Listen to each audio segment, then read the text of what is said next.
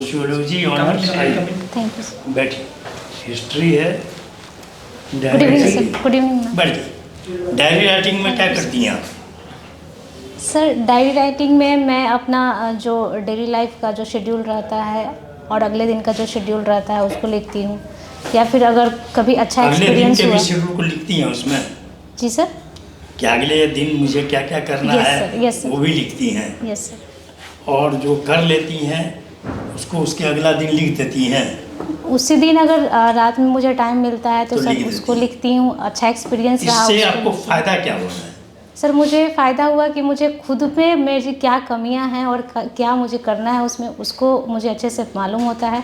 या फिर कोई अगर ऐसा मुझे लगता है कि मुझ में और इम्प्रूव होना चाहिए था, उस पॉइंट को लेकर के मैं आगे काम सोशियोलॉजी को हिंदी में क्या कहते हैं? समाज शास्त्र।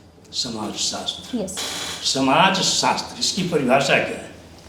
सर, इसकी अलग अलग परिभाषा सभी लोगों के द्वारा दिया गया है, लेकिन इसको अगर समराइज करके बोले तो समाज का अध्ययन और इसमें मुख्यतः होने वाली लोगों के बीच अंतःक्रिया और क्रियाओं को समग्र रूप से समाज शास्त्र कहते हैं। समाज शास्त्र में कोई टॉपिक आप बताइए जो आप अच्छे से जिसकी जानकारी हो, जो आपने पढ़ा होगा ऑनर्स Yes, sir. कोर्स में, उसको जरा बताइए 1 मिनट में। सर इसमें इमाइल दुर्खिम का आत्महत्या का सिद्धांत मैं बताना किसका? चाहूँगी। इमाइल दुर्खिम का आत्महत्या का सिद्धांत। अच्छा, जी सर। आत्महत्या का सिद्धांत में इमाइल दुर्खिम ने जो है मुख्यतः 4 प्रकार के आत्महत्या के सिद्धांत को बतलाया। अहंकारी, परोपकारी, स्वार्थवादी और एक और सर भूल रही हूँ। मैंने कहा कि जिस पर अच्छी जानकारी हो वही बताइए, तो वही भूल जा रही है। सर अभी अच्छा, तो उसी 3 को डिफाइन कीजिए। सर अहंकारी आत्महत्या में ये आता है कि उसमें समाज का बहुत ज़्यादा कंट्रोल रहता है, जिसमें व्यक्ति जो है स्वतंत्र महसूस नहीं कर पाता है, जिसके कारण जो है वो ऐसा कदम उठा लेता है। आप चूँकि समाज शास्त्र पढ़ रही हैं, जी सर। आप अखबारों में पढ़ती होंगी जी सर। कि पश्चिमी उत्तर प्रदेश, हरियाणा और राजस्थान के कुछ बेल्ट में खाप पंचायतें हैं। Yes sir. और ये जो निर्णय समय समय पर लेती हैं, उस संबंध में आपका क्या कहना है? वो लेती हैं कि कोई लड़की मोबाइल फ़ोन नहीं यूज करेगी जो 18 वर्ष की हो गई, वो जींस नहीं पहनेगी। समाज शास्त्र के आधार पर आप क्या कहना चाहेंगी इसके विषय में? सर, कि खाप जो निर्णय लेती है, चूँकि वो तो सब गैर कानूनी निर्णय जो हमारा संविधान कहता है, Yes. जो हमारे कानून बने हुए हैं, उसके विरुद्ध है कि महिलाओं पर आप थोप रहे हैं। जब अपने गोत्र में अगर कोई शादी कोई लड़की लड़का कर लेता है तो आप सुनते होंगे कि ऑनर किलिंग होती है, यस। मार दिए जाते हैं। इसको समाप्त करने के लिए समाज शास्त्र के कैसे समाज शास्त्र के जो विषय हैं उसको उपयोग में लाया जा सकता है? सर चूँकि तो ये समाज का ही मामला है ना। Yes sir. अब बहुत बड़े क्षेत्र में, पूरे पश्चिमी उत्तर प्रदेश में, हरियाणा में और राजस्थान के हिस्सों में। जी बिल्कुल सर। ये जो व्यवस्था अब है, कोई एक जाति में नहीं है, कई जातियां हैं जो 64 खाप, तो 16 खाप, 32 खाप ग्रुप है, पंचायत है। और निर्णय लेती हैं, मानना पड़ता है लोगों को, लोग डरते हैं। सर ये अभी जो आप बता रहे हैं सर, तो इसमें संवैधानिक रूप से ये तो गैर कानूनी है, और अभी वर्तमान में ये देखा जा रहा है कि इसमें काफ़ी गिरावट आई है सर। अभी हरियाणा के और आप राजस्थान के बेल्ट में जो सर बताएं, तो उसमें ये ग्रामीण व्यवस्था में काफ़ी गिरावट है, और ये बहुत ही कम देखा जा रहा है कि ऐसी जो व्यवस्थाएं हैं उसको, जो नियम लागू करते हैं उसके आम लोग भी मान रहे हैं। क्योंकि जैसे जैसे लोगों में शिक्षा की बढ़ोतरी हुई है और संविधान के बारे में जागरूकता हुई है, तो इसके बारे में लोग भी अपने अधिकारों के प्रति जागरूक हुए हैं, और पंचायत भी इस तरह का जो है अभी काफ़ी कम निर्णय देने लगी है। बिहार सरकार ने बाल विवाह को रोकने के लिए और दहेज प्रथा को समाप्त करने के लिए कुछ कार्यक्रम चलाया है, उसके विषय में बता सकती हैं? जी सर। मतलब सर सबसे पहले तो इसको गैर कानूनी घोषित किया गया है, बाल विवाह को। इसके अलावा सर शिक्षा के लिए और महिला सशक्तिकरण के लिए भी काफ़ी बिहार सरकार का प्रयास चल रहा है, जिसमें कि बालिका साइकिल योजना, बालिका छात्रवृत्ति योजना, बालिका पोशाक योजना, जिस कारण से, और स्कूलों को सर काफ़ी नज़दीक कर देना, स्कूल कॉलेज का बढ़ोतरी करना, जिस कारण से महिलाओं को, लड़कियों को काफ़ी सुविधा मिली है अपने पढ़ाई को आगे करने में। और माँ बाप भी जो हैं जो बच्चियों को भेज रहे हैं सर पढ़ने के लिए, आगे पढ़ने के लिए। इसमें सर आगे जो छात्रवृत्ति मिल रही है, और जो 10th 12th और ग्रेजुएशन करने के बाद जो प्रोत्साहन राशि मिलती है, उसके भी कारण सर इसमें बढ़ोतरी आई है। और जो बाल विवाह है उसमें सर कमी देखने को मिल रही है सर। झारखंड के मुख्यमंत्री का नाम बताइए, तो एकदम बगल का राज्य है। सॉरी सर, अभी याद नहीं है सर। इसका मतलब अखबार वगैरह नहीं पढ़ती है सर? पढ़ती हूँ। पश्चिम बंगाल के मुख्यमंत्री का नाम? ममता बनर्जी सर। सुश्री ममता बनर्जी। यस। और नेपाल के प्रधानमंत्री का नाम? Sorry sir.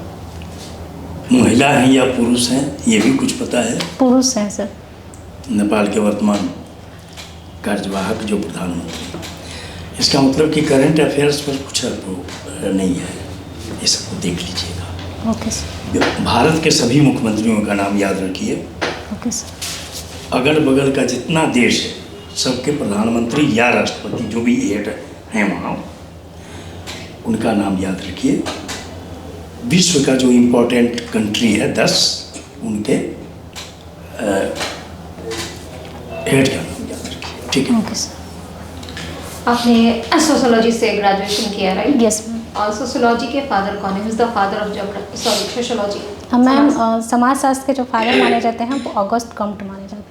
उन्होंने किस विचारधारा पे अपना व्यक्त किया था लोगों के सबसे- बीच समाजशास्त्र?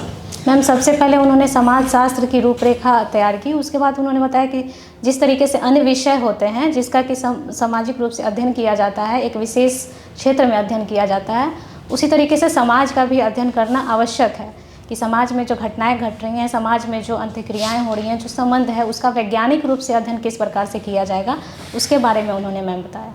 प्रत्यक्षवादी विचारधारा उनका पढ़ा होगा आपने? यस कब दिया था उन्होंने?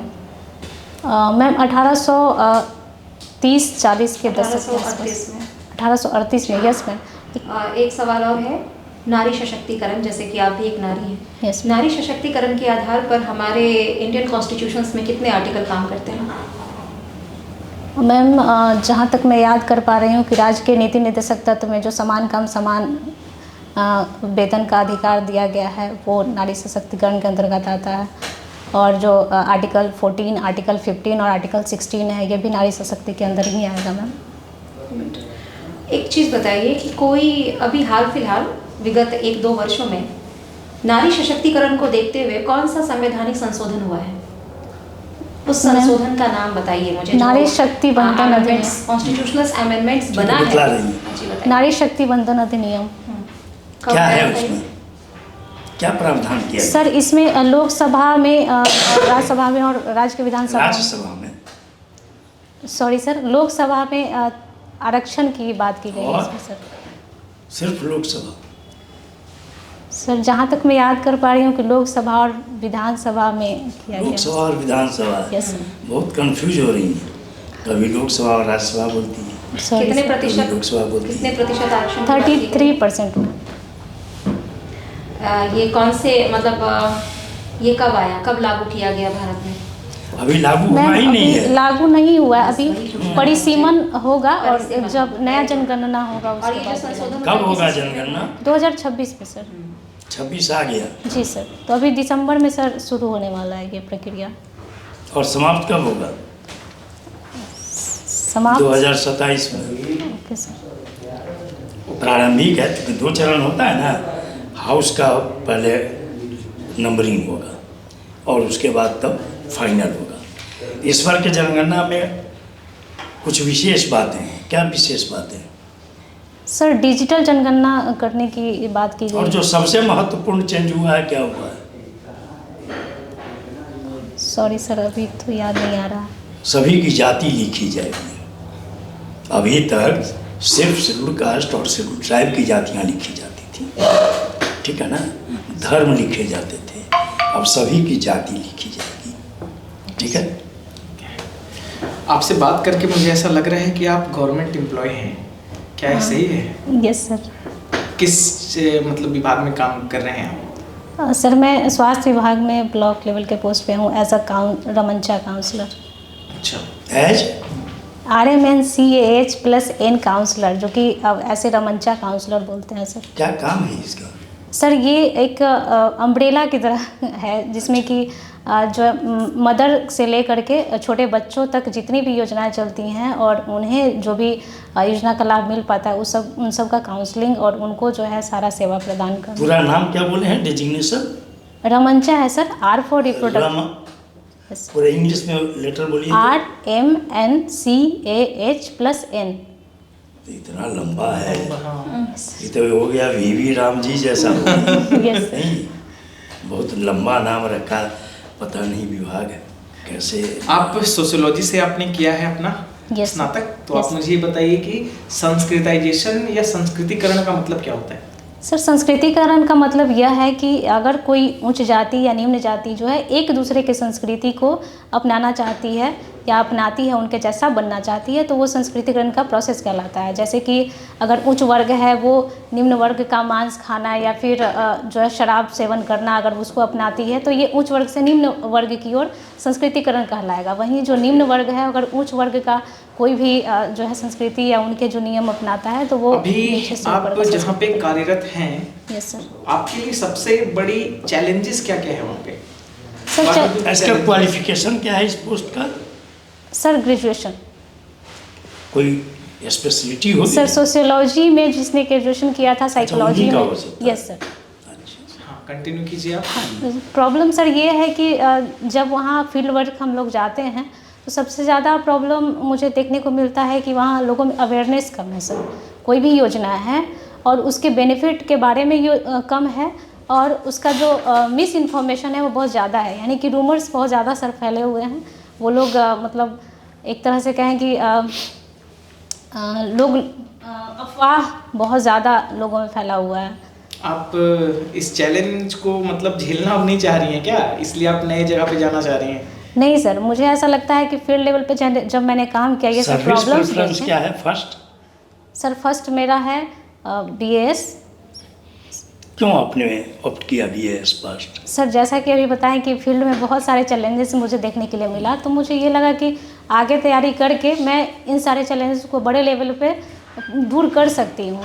इस कारण से इस सर्विस को मैंने पहले नंबर पर रखा। और सर क्या मैं जवाब दूँ? हाँ हाँ बताइए। हाँ, तो ये सर प्रॉब्लम मुझे ये देखने के लिए मिला कि पहला तो बताया कि सर अवेयरनेस कम है, दूसरा कि लोगों में जो है अफवाह बहुत ज़्यादा फैली हुई हैं, और तीसरा मुझे ये लगा सर कि जैसे कि वहाँ इंफ्रास्ट्रक्चर भी कम है और लोग जब सुविधा लेने आते भी हैं तो वहाँ पे प्रॉपर रूप में सुविधा ले नहीं पाते।